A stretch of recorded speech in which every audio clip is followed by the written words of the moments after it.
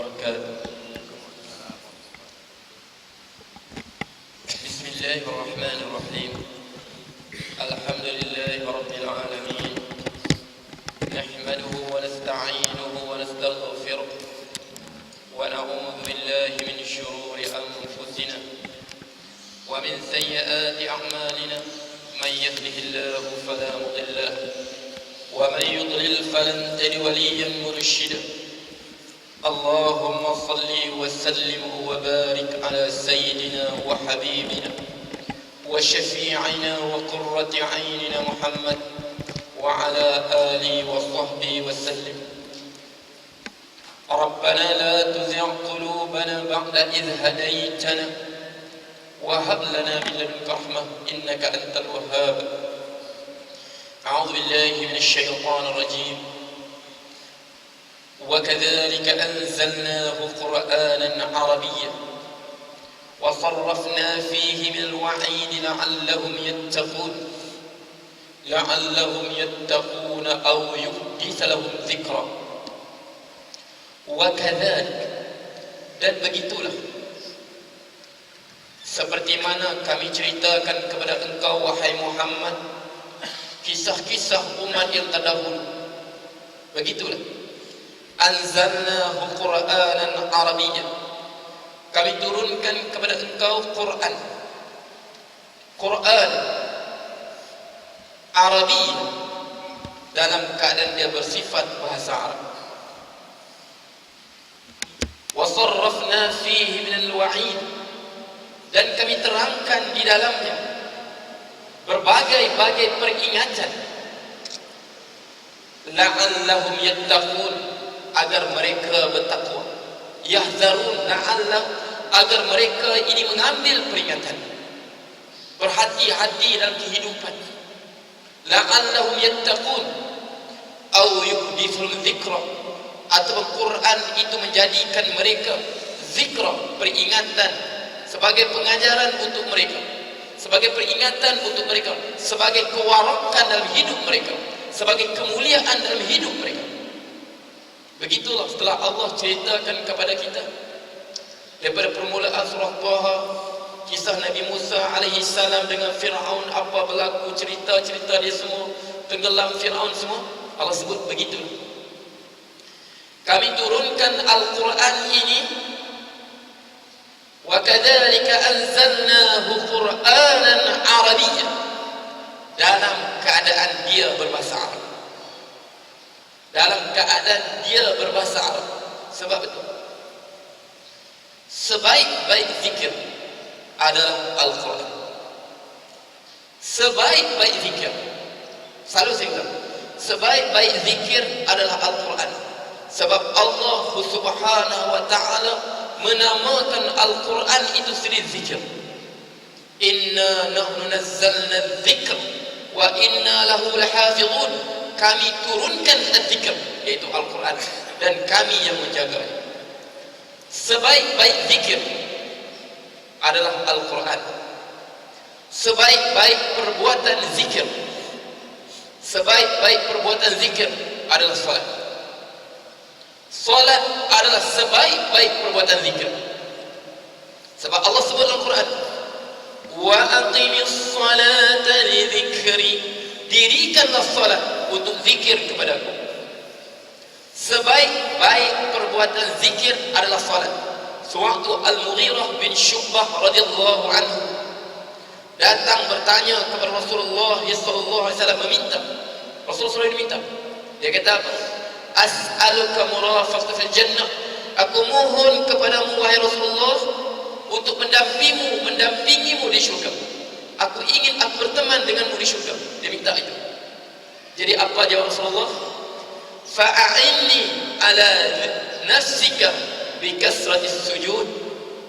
Fa'inni, kau tolong aku untuk dirimu, sebab engkau yang minta untuk mendampingi Rasulullah SAW di syurga. Jadi kau tolong aku, macam mana kau tolong? Bi kasratis sujud, dengan banyak kau bersujud. Sebaik-baik zikir, sebaik-baik perbuatan zikir adalah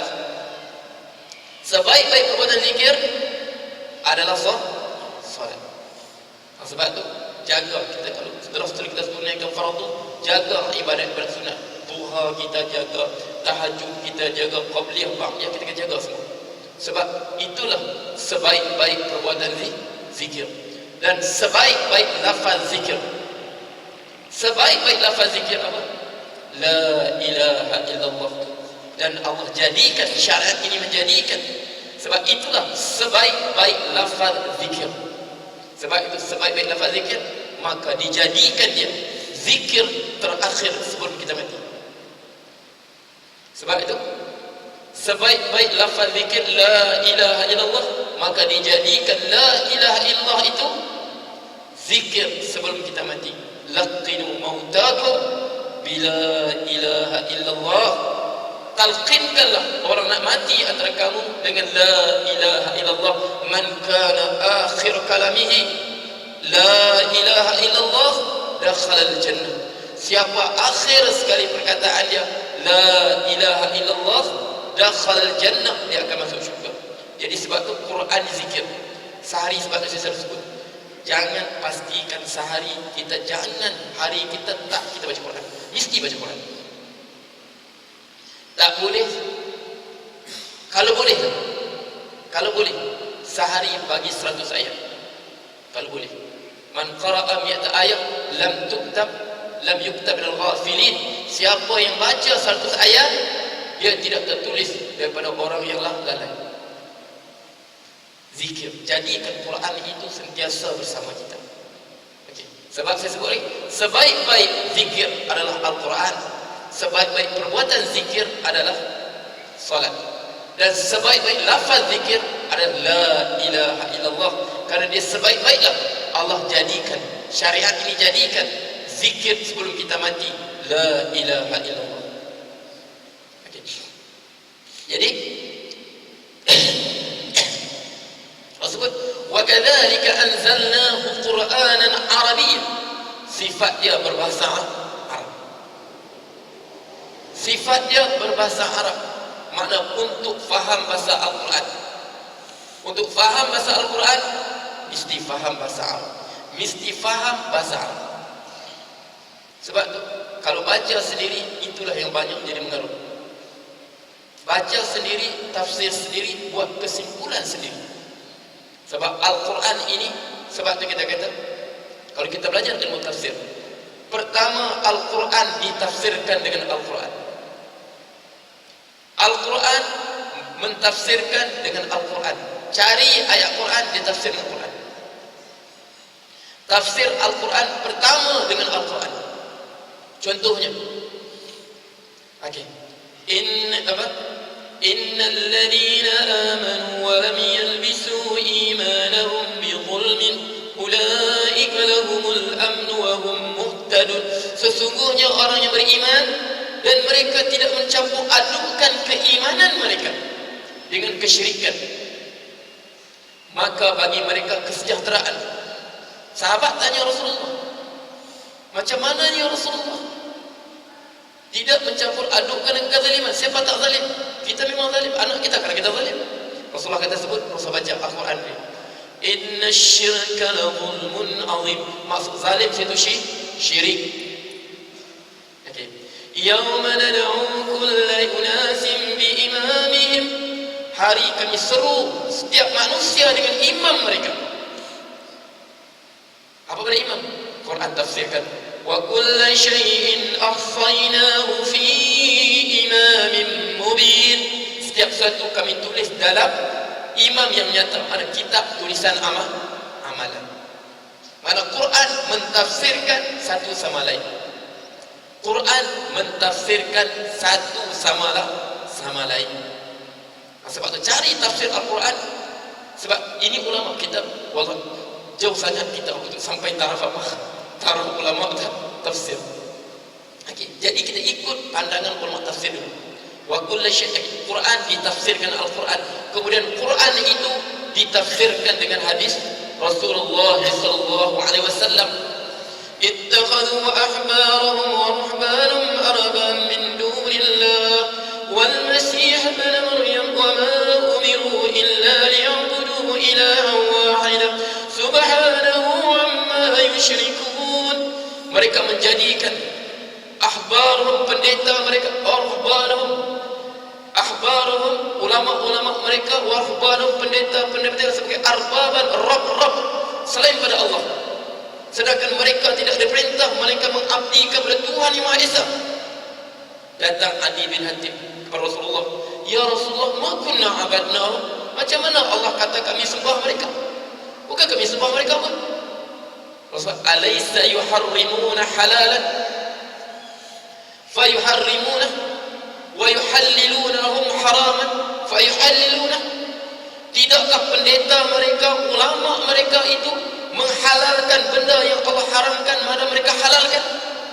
Para ulama mereka mengharamkan Allah apa yang Allah halalkan, maka mereka ikut mengharamkan. Para ulama mereka mengharamkan apa yang dihalalkan, mereka ikut. Allah halal, Allah kata benda itu haram, para ulama kata mereka tak halal, mereka pun ikut kata halal, pegang kata halal. Allah kata benda itu haram, para ulama kata halal, mereka ikut ulama mereka kata benda itu halal. Fatilka ibadatum iyahum, itulah pengabdian diri mereka kepada pendeta mereka. Rasulullah tafsirkan. Quran ditafsirkan dengan Al-Quran, Quran ditafsirkan dengan hadis, kemudian Quran ditafsirkan dengan para sahabat. Sebab para sahabat orang yang paling faham Al-Quran, sebab mereka bersama dengan Rasulullah SAW sewaktu Al-Quran diturunkan. Al-Quran ditafsirkan dengan pendapat para sahabat. Mereka ini paling, sebab Rasulullah doa, contoh Ibnu Abbas, Allahumma faqih fid din wa 'allimut ta'wil, ajar dia ta'wil. Kita ambil pendapat para sahabat dalam mentafsirkan ayat. Sewaktu mentafsirkan, awalam yaral ladzina kafaru anna as-samawati wal arda kanat ratqan fafataqnahuma. Tidakkah orang kafir itu melihat langit dan bumi itu ratqan? Apa makna ratqan? Ibnu Umar cakap, aku tak berani cakap tafsir para sahabat. Tapi Ibnu Abbas dia kata apa? Ratqan, asalnya langit tidak menurunkan hujan, bumi tidak menumbuhkan tumbuhan. Langit mandul, bumi pun mandul. Fafataqnahuma, maka kami pecahkan dia. Langit Allah turunkan hujan, bumi Allah bukakan dia, ditumbuhkan tumbuhan. Tafsir para sahabat. Tapi sekarang malang, sebab apa lari daripada ilmu tafsir inilah berlakunya kesesatan dalam agama. Menyalahi ilmu tafsir inilah akan berlaku kesesatan dalam agama. Tradisi para ulama dalam banyak ilmu tafsir, sebab Al-Quran bukan sembarangan. Abu Bakar sendiri dia kata apa? Ayyus sama tuzilluni, di manakah bumi langit yang sanggup menaungi aku? Wa ayyu ardin takulluni, di manakah bumi yang sanggup menanggung beratku? An aqula syai'an fil Quran bi ra'yi, untuk semata-mata aku bercakap tentang Al-Quran semata-mata pandanganku. Siapa cakap itu? Abu Bakar. Siapa bercakap itu? Orang yang bercakap itu dia bersama Rasulullah waktu wahyu diturunkan. Waraknya para sahabat. Sebab itu kita tengok, kalau kemunculan golongan pertama menyalahgunakan tafsir ini, golongan Khawarij. Sebab itu Abdullah bin Umar kata, la'anallahu al-khawarij, Allah laknat golongan Khawarij ini. Ja'alul ayati allati nazarat fil kufr fil muslimin, mereka menjadikan ayat yang Allah turunkan kepada orang kafir, mereka letak pada orang Islam. Akhirnya mereka menghalalkan darah orang Islam. Begitulah tradisi Khawarij zaman berzaman. Mereka baca ayat Al-Quran dalam surah Az-Zumar, dan surah Zumar tak mula hamim, lepas tu semuanya hamim. Hamim itu banyak fadilatnya. Dia hamim, hawamim. Mula Zumar tak ada hamim, selepas semua ada hamim. A'udzu billahi minasy syaithanir rajim. Tanzilul kitab minallahil azizil hakim. Inna anzalna ilaikal kitabil haqqi fa'budillaha mukhlishan lahud-din. Ala lillahid dinul khalis والذين اتخذوا من دونه أولياء ما نعبدهم إلا ليقربونا إلى الله زلفى إن الله يقبل يختلفون إن الله لا يهدي من هو كاذب كفار. Okay. Allah sebut itu Tanzilul kitab minallahil azizil hakim, diturunkan Alkitab daripada Allah yang Maha perkasa lagi Maha bijaksana. Ala lillahi dinul khalis, sesungguhnya milik Allah agama yang penuh ikhlas, tidak ada syirik baginya. Walladzina ittakhadhu min duni awliya, sesungguhnya orang yang mengambil wali-wali selain daripada Allah, mereka berkata, ma na'buduhum illa liqarribuna ila Allahi zulfa, kami tak sembah mereka ini, kami tak beribadat kepada mereka ini melainkan untuk kami mendekatkan diri ke kami kepada Allah. Sesungguhnya Allah menghukum di antara mereka apa mereka perselisihkan. Sesungguhnya Allah tidak beri petunjuk sesiapa yang berdusta, man wa kadhibun, berdusta, mereka berdusta kepada Allah, dan juga mereka kafir. Ayat ini diturunkan kepada orang musyrikin yang mereka itu waktu itu diturunkan di Mekah. Surah Zumar, surah Makkiyah, diturun ke Mekah. Mereka menyembah berhala. Mereka berkata berhala itu Tuhan juga, Allah pun Tuhan, berhala pun Tuhan juga.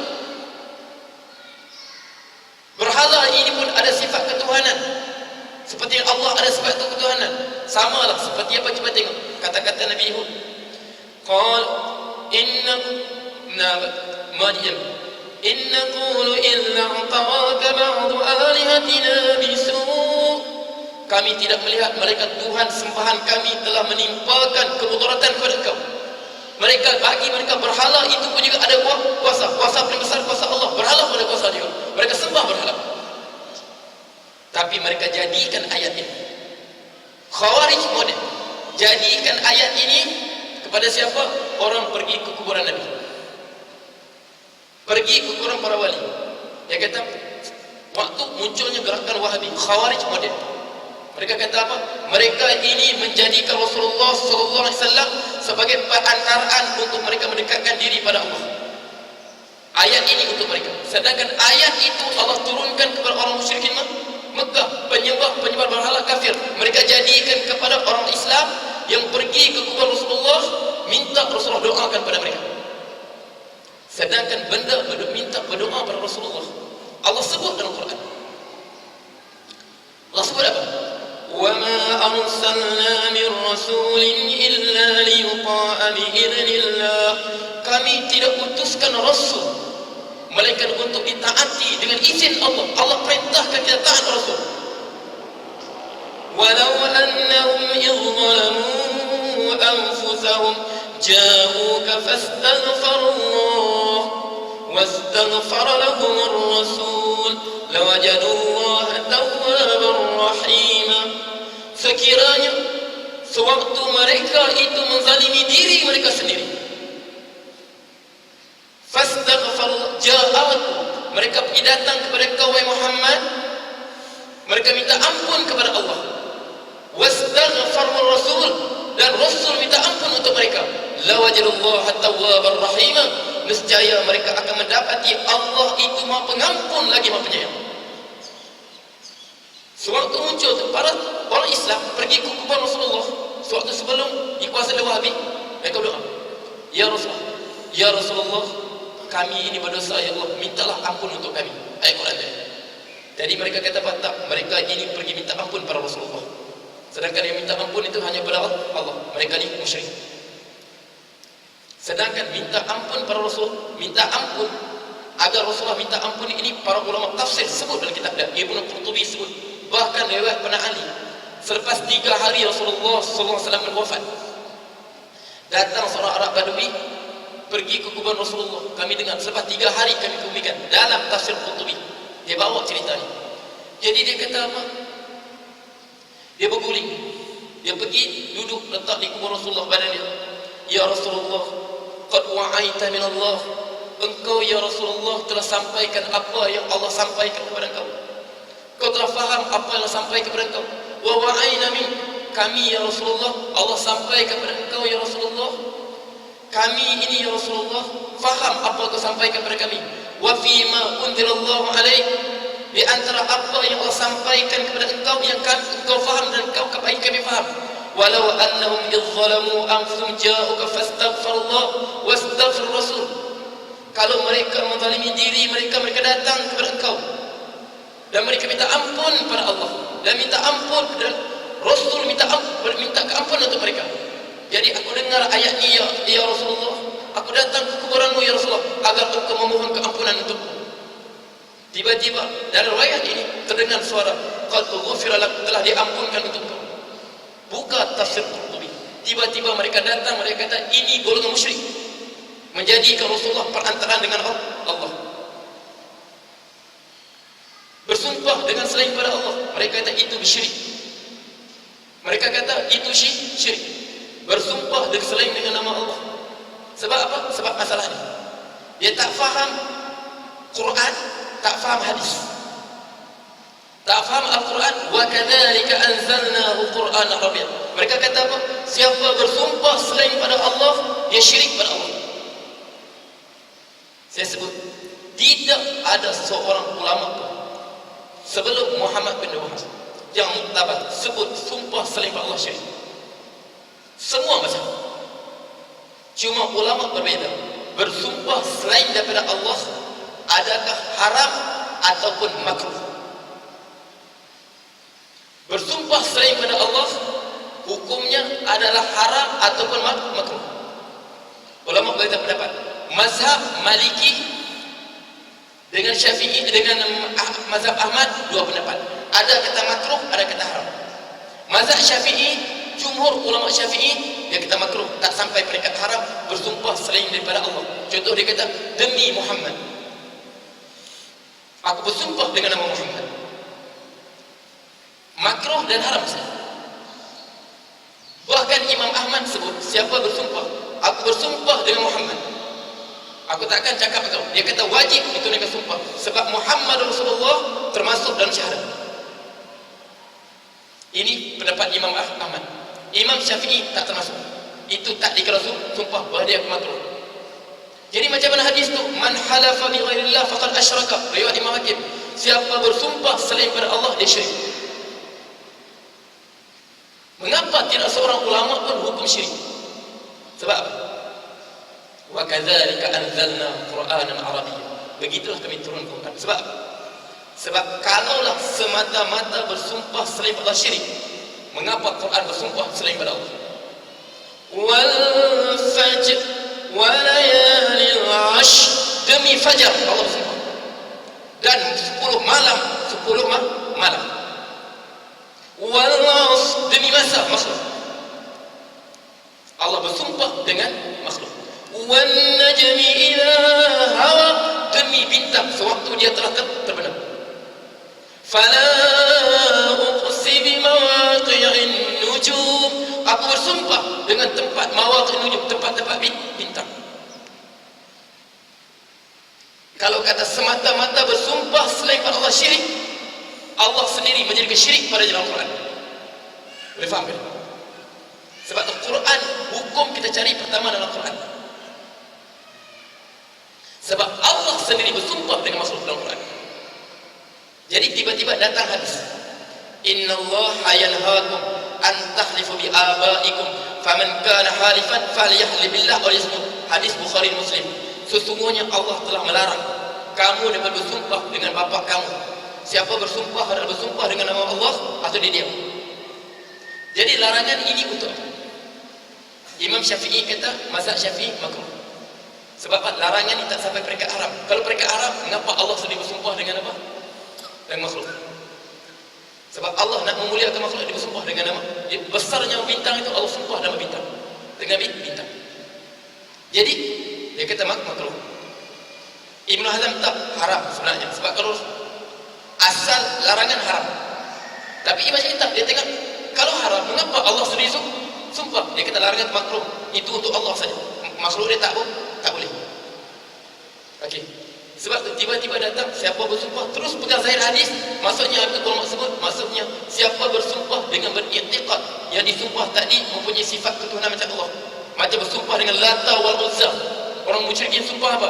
Wal Lata wal Uzza, demi Lata dan Uzza, itu syirik. Sebab mereka memang mengabdikan diri pada Lata dan Uzza. Tapi mereka mesti, sebab ulama bertanya. Bagi faham tu. Sampai ulama bertanya, mengapa benda ini mereka berkeras mengkafirkan orang bersumpah selain pada Allah? Mengapa mereka berkeras mengkafirkan orang pergi berdoa agar Rasulullah minta ampun pada mereka, sedangkan benda itu sabit dalam nas? Mengapa mereka berkeras mengkafirkan orang bersumpah selain pada Allah, sedangkan tidak ada seorang ulama yang mengatakan benda itu antara benda yang membatalkan syahadat? Semua mazhab perbezaan adakah haram atau makruh. Jadi mereka kata, mengapa sampai begitu? Jadi sehingga Syekh Zahid Al-Kaufi dia kata, aku wallahi aku tak melihat mereka. Mereka sengaja guna itu. Mereka nampak kebenaran, tapi mereka sengaja memadamkan mata kebenaran untuk mereka menghalalkan harta dan darah orang Islam. Sebab apa? Sewaktu kerajaan Samud dia nak tubuhkan Samudi, mereka hanyalah pemimpin-pemimpin Badui di Najd, padang pasir. Mereka tidak ada sumber hasil, minyak pun tak ada di waktu itu. Jadi untuk membayari mereka, untuk mewujudkan kerajaan mereka, mereka perlukan dana. Mereka berperang dengan Turki Osmaniyah. Osmaniyah kaya. Cuma waktu itu Osmaniyah tak terlibat langsung, dia serahkan pada Mesir, sebab waktu dia buat Mesir. Jadi sekarang mereka perlukan duit untuk tegakkan dolar, mereka perlukan perbelanjaan. Jadi kalau mereka kata benda itu haram saja, mereka tak boleh perangi, mereka tak boleh ambil harta. Jadi mereka kata mereka ni telah kafir, mereka ni telah murtad. Apabila murtad, halal kita perangi, harta mereka halal kita jadikan sebagai ghanimah, harta rampasan perang. Itulah di antara perjanjian Muhammad bin Wahab dengan Muhammad Saud. Sebab antara awal perjanjian, Muhammad bin Saud kata apa? Aku minta selepas aku bersamamu, kau tidak menghalang aku daripada memungut cukai daripada kabilah-kabilah Arab yang tunduk padaku. Tapi Muhammad bin Wahab kata tak, kau jangan ambil itu, Allah akan ganti lebih baik, iaitu ghanimah peperangan, untuk menghalalkan. Sebab tu ulama kata, mengapa sampai mereka begitu, sedangkan benda ini telah jelas di kalangan umat Islam. Dia kata tujuan apa? Untuk mereka mencari dana, mereka menghalalkan darah umat. Mengapa mereka itu perbuatan kafir? Untuk mereka mengkafirkan orang Islam. Bahkan siapa yang tak mengkafirkan orang tadi yang sumpah selain Allah, orang itu kafir juga. Untuk mereka mengkafirkan umat Islam. Apabila mengkafir umat Islam, mereka halal diperangi. Apabila halal diperangi, darah harta mereka halal dijadikan sebagai harta rampasan perang. Dia kata itulah perjanjian dilaknat oleh Allah, untuk perjanjian untuk menghalalkan darah umat Islam. Sekarang fitnah dia merebak di masa-masa. Sebab tu saya kata, pegang balik anak kita kepada ajaran Islam yang sebenar. Belajar Al-Quran seperti tradisi dulu. Mulakan dulu kita mula Quran macam mana. Pertama kita belajar Al-Quran dengan baca Quran dulu, kenal huruf. Kenal huruf. Kemudian selepas kenal huruf, kita baca dengan tajwid. Kalau mampu hafal. Kemudian baru belajar tafsir Al-Quran. Sekarang lagi bukan lagi pakai tafsir, dia ambil terjemahan Al-Quran dibuka. Kalau ini golongan syirik. Golongan syirik. Dia buat usrah kecil terus. Ini pada apa pendapat kau ayatnya? Subhanallah. Ayat Quran diletakkan di kepala untuk masing-masing keluarga pendapat. Jaga diri kita, jaga anak-anak kita. Jaga anak-anak kita. Sebab benda ni semakin merebak. Apabila sampai peringkat orang Islam mengkafirkan sesama sendiri, mensyirikkan sesama sendiri, bahayanya kita minta perlindungan pada Allah. Kita takut waktu kita selamat, waktu anak kita. Sebab tu mudah sekali. Apa dia hukum orang lain tak sempurna akidah dia, kafir, dia akan halalkan darah. Berlaku letupan di Mesir. Dia pergi tempat orang berdoa di kuburan seorang wali Allah. Dia sanggup bom diri dia untuk letupan orang di kuburan tadi. Dia kata mereka ni kuburiyah, orang musyrik pada Allah. Dia sanggup letupan, ikhlas, tapi ikhlas tanpa ilmu. Ikhlas, jujur, kita semua nak kepada syariat Allah, tapi ikhlas saja tidak memadai. Karena saya terfikir, ya Allah, mengapa lah, subhanallah, sampai sanggup letupkan diri dia. Untuk apa? Sebab dia rasa apa? Guru-guru dia bagi, kau syahid, kau pergi, kau letupkan mereka ni golongan musyrik. Syahid kau, subhanallah. Laknat gurunya, laknat dia sekali. Kita minta keampunan Allah Subhanahu wa taala agar Allah mengangkat kejahatan umat. Inilah apabila ulama dimatikan. Ittakhadhu ru'usan bi ghairi ilmin. Mereka mengambil ru'usan, pemimpin tak ada ilmu. Fasu'ilu fa'aftau bi'una ilmin fadallu wa adallu. Mereka sesat dan menyesatkan orang lain. Jujur, memang jujur. Kalau dia tak jujur, dia tak akan sanggup letupkan diri. Letupkan diri mana? Orang pergi ke ziarah kuburan, berdoa di kuburan. Sebab setengah ulama dia kiaskan, kalau Nabi begitu juga para soleh. Nabi, kemuliaan kenabian dia, para ulama ke sisi Allah, kesolehan dia. Benda tu masih kita kalau kata bid'ah, okey lagi. Bid'ah lah. Sebab bid'ah masih masalah fiqh. Tapi jangan sampai peringkat kau mensyirikkan dia. Tapi ini kita jaga anak-anak kita. Sebab tu saya kata, jauhilah anak kita pengajian tauhid, rububiyah, uluhiyah, asma sifat, jauhilah. Balik kepada akidah yang asal. Akidah ditinggal salafus soleh kita. Ini dia banyak buka ruang kepada untuk mensyirikkan sesama sendiri. Tiba-tiba letupkan tengah-tengah jalan diri. Sebab apa? Dia sangka orang lain tak sempurna iman, layak mati. Sedangkan Rasulullah sebut apa? La yazalu mu'min fi fashatin min dinihi illa an yusiba daman haraman. Orang Islam itu, orang mukmin itu masih berada dalam kelapangan rahmat Tuhan. Dia berzina, dia berjudi, dia minum arak. Selagi mana dia belum menumpahkan darah yang Allah haramkan. Besarnya darah umat Islam. Sebab itu saya kata sekali saya seru, jaga anak-anak kita, jaga hati kita, hati-hati dengan pengajian kita, hati-hati dengan pengajian, jaga ruang. Balik kita tengok balik ulama dulu macam mana mereka sebut ilmu. Kita kembali kepada yang asal. Wa kadzalika anzalnahu Qur'anan Arabiyyan. Takut, kalau kita takut, macam mana kalau kita mati? Kepada siapa kita tinggalkan? Dan ilmu mana kita tinggalkan pada anak kita? Karena saya fikir, ya Allah, macam mana kalau aku mati? Ilmu macam mana anak aku akan terima? Sebab daripada awal sebelum kita tinggalkan anak kita, amanah kita pada anak kita. Kita amanah tanaman akidah. Pada awal akidah kita begini, akidah salaf kita begini. Ini akidah ahli bid'ah. Ini akidah golongan khawarij yang mereka memporak-porandakan umat Islam. Kita tinggal sebelum kita pergi berjumpa Allah. Itu amanah kita. Pastikan anak kita. Kadang-kadang sebab itu kita bukan tahu anak kita belajar. Cuba balik rumah bincang dengan anak kita. Apa dia faham tentang akidah? Jangan kita diam. Kita balik rumah, kita bincang dengan anak kita. Apa kau faham tentang akidah? Apa kau faham tentang sifat Allah? Bincang. Jangan biarkan mereka. Jadi begitulah. Wa kadzalika anzalnahu Qur'anan Arabiyyan wa sarrafna fil ayat. Kami huraikan, jelaskan minal ayat la'allahum yattaqun. Semakin kita dengan Quran ini semakin bertambah ketakwaan. La'allahum bertakun, agar mereka bertakwa. Aw yuhdithum dzikra, ataupun Quran itu menjadikan mereka zikra wa mereka takut pada Allah, takut hari mereka dikembalikan pada Allah. Setiap perbuatan kita, apa kita buat, apa kita tuturkan, apa kita buat, kita sedar satu hari nanti Allah akan tanya. Apa kita cakap, apa kita buat, kita sedar satu hari nanti Allah akan tanya aku. Waqifum innahum mas'ulun.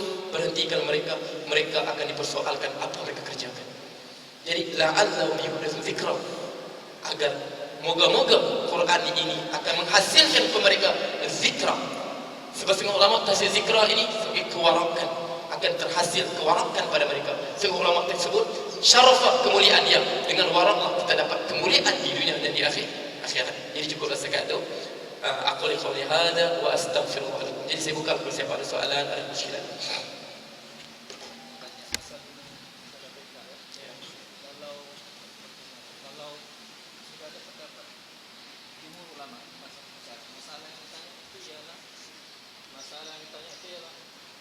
Tak pernah dengar berkenaan dengan balutan, orang yang dibalut. Ya.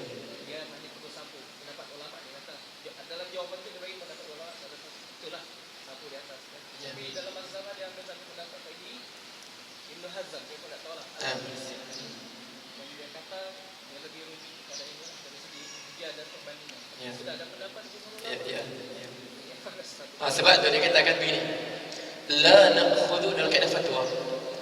La na'khudhu bisyawadi fil fatwa. Kita tidak akan mengambil pendapat syaz dalam fatwa.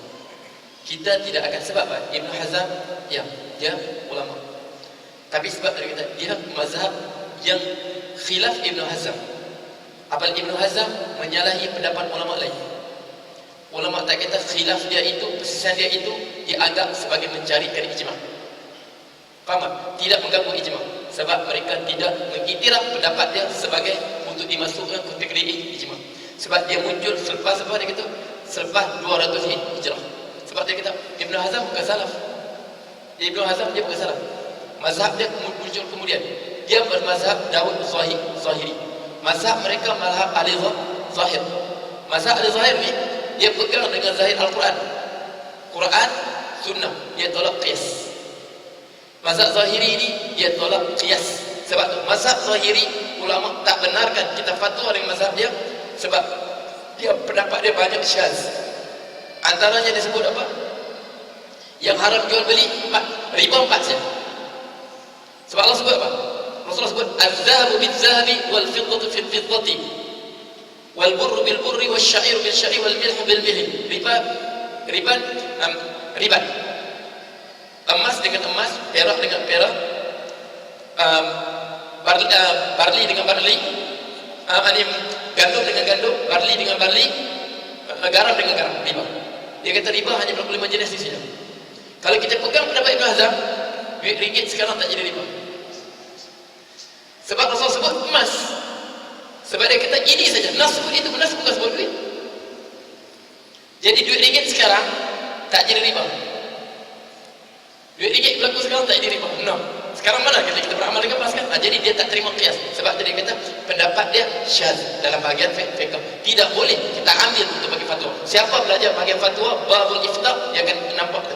Dia kata la nufti bisyawat seperti punya pendapat syaz Sa'id bin Jubair. Antara pendapat syaz Sa'id bin Jubair, dia kata perempuan diceraikan talak 3. Okey. Cerai tak 3 habis iddahnya suaminya boleh kahwin balik. Tak perlu bersetubuh dengan suami baru. Tidak perlu berlaku persetubuhan. Sa'id bin Jubair dia kata apa? Apabila seorang perempuan itu diceraikan talak 3. Okey. Kemudian dia berkahwin dengan suami dia baru, suami dia cerai tanpa berlaku persetubuhan, boleh dia kahwin balik. Sebab ayat Quran sebut fa in talaqa fala tahillu lahu min ba'd hatta tankiya zawjan ghairah. Fa in talaqa, maka sekiranya dia telah menceraikan isterinya talak 3, maka tidak halal lagi dia balik kepada isterinya hatta tankiya zawjan ghairah, sehingga isterinya tadi kahwin dengan suami yang baru. Quran sebut kahwin saja kan? Quran tak sebut bersetubuh. Quran tak sebut bersetubuh. Jadi dia nampak kan sebab tu dia kata Sa'id bin Jubair dia kata apabila seorang perempuan diceraikan talak 3, okey, habis iddah dia kahwin dengan suami baru tanpa perlu berlaku persetubuhan. Suami tak dicerai dia, boleh dia balik suami pertama. Sedangkan semua jumhur ulama kata apa? Tak, mesti berlaku persetubuhan berdasarkan hadis isteri Rifa'ah. La hatta tazuqi hatta yazuqu musailataki wa tazuqi musailatahu. Tidak boleh berbalik sehingga dia merasa madu dan engkau pun merasa madu. Apa maksudnya tu? Sehingga engkau bersetubuh dengannya, rasa nikmat bersetubuh dengan dia, dia pun rasa nikmat bersetubuh denganmu. Jadi sini jumhur ulama semua tak mesti berlaku persetubuhan. Tiba Sa'id bin Jubair tak, dia pegang kita kata Sa'id bin Jubair tak jumpa. Mungkin hadis tadi tak sampai kepada dia. Jadi pendapat dia sini kita sebut pendapat syaz. Jadi pendapat syaz tak boleh kita pegang sebagai satu fatwa untuk kita fatwa. Sebab kita mungkin dia tak jumpa hadis tadi. Jelas ya? Sebab tu Ibn Hazm pendapat dia syaz. Apabila pendapat syaz, mana pendapat tu ganjil. Apabila pendapat ganjil tak boleh sebab fatwa ini melibatkan kepentingan umum. Sebab tu siapa belajar babul ifta, bab dalam usul fiqh, kita tajuk last sekali sebut babul ifta, bab macam mana cara kita berfatwa. Di antara syarat fatwa kita boleh memilih dalam keadaan terdesak. Kita boleh tak berpegang dengan mazhab dalam keadaan terdesak sangat. Mana memerlukan mazhab macam saya sebutkan. Kita sekarang zakat bukan ikut mazhab Syafi'i, ikut mazhab Hanafi. Sebab nak bagi beras betantan amil tu. Semua amil kena beli lori semua satu. Semua amil tu pilih zakat, kalau kita pegang terus ke mazhab Syafi'i, setiap amil zakat dia kena beli lori satu. Nak bawa beras kan? Ini bawa beg saja kan? Nah. Okey, jadi kita sebut sini, jadi kita biar kita belajar. Tapi wajib asyawad min al-arab. Pendapat yang sangat ganjil dalam agama ini. Jelas ya? Jadi antara pendapat ganjil pendapat Ibn Hazm. Sebab ulama sebut dia mazhab Zahiri. Sebab tak jelas macam mana sebab kita sebut. Okey, sekarang Syafi'i, Maliki, Hambali, Hanafi. Mazhab Imam Azhari. Dulu ada orang Syam 200 tahun mazhab Imam Azhari, tapi mazhab Azhari tak ada siapa sekarang pengikut dia. Kitab dia pun tak tahu. Jadi macam mana kita nak bagi fatwa dalam mazhab Imam Azhari? Okey, jadi Ibn Hazm ada kitab dia Al-Muhalla. Tapi banyak pendapat dia syaz daripada pendapat jumhur ulama. Okey, jelas ya? Okey, ada soalan lagi? Jadi tak ada ya? Aku qawli hadha. Ada lagi soalan? Jadi aku qawli hadha wa astaghfirullah li wa lakum wa billahi taufiq wal hidayah. Bismillahirrahmanirrahim. Alhamdulillah rabbil alamin. حمدا حامدين حمدا الشاكرين حمدا مزيدا يا رب ذكر سلطانك اللهم صل وسلم اللهم اغفر لنا ذنوبنا كما ربنا صغارا وجميع المؤمنين والمؤمنات الاحياء الاموات ربنا لا تزغ قلوبنا بعد إذ هديتنا وهب لنا من لدنك رحمه انك انت الوهاب ربنا آتنا في الدنيا حسنه وفي الاخره حسنه وقنا عذاب النار وصلى الله على محمد وعلى اله وسلم والحمد لله رب العالمين تقبل الله منكم